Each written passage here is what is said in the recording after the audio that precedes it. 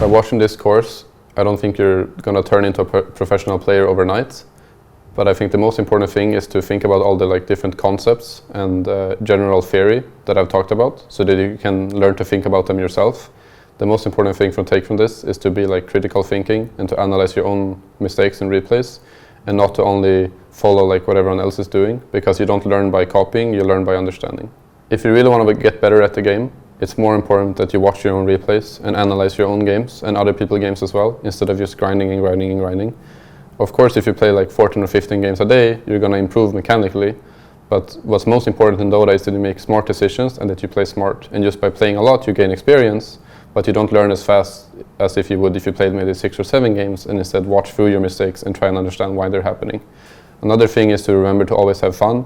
I think for me, in periods when I don't have fun, I tend to lose a lot more and I'm not as motivated to speak. It's hard to always force yourself to do things that you don't enjoy.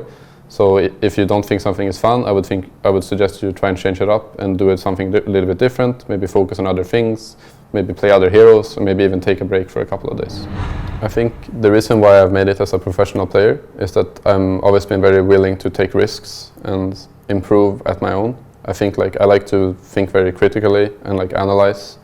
Doesn't mean that you necessarily have to spend a lot of time in replays or that you have to do a lot of background work, but it's more when I play the game, I think I'm always thinking, I'm always trying to think ahead, I always try to think quick, and I like to talk a lot. I also think communication is a really big key in order to win the game, and I think I'm probably one of the more communicative people out there, especially when I play my ranked games compared to a lot of people that sit kind of quiet.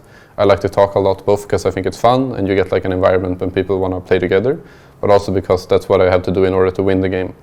I think the best thing you can do as an up-and-coming player is to understand how to talk about the game and how to always have a flow of communication. It shouldn't be chaotic or it shouldn't be too much, but I think the reason why we're doing so successful sometimes is because we have a very good communication, we have a very good tempo in our team.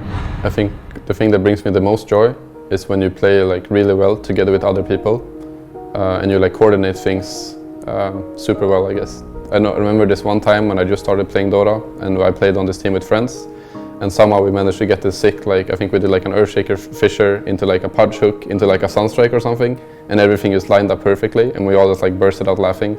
I think these kind of moments when everything manages to click and you do it really, really well, I think is super fun, and I think that's kind of the whole point of the game, that it's a team game and you need to work with your teammates in order to win.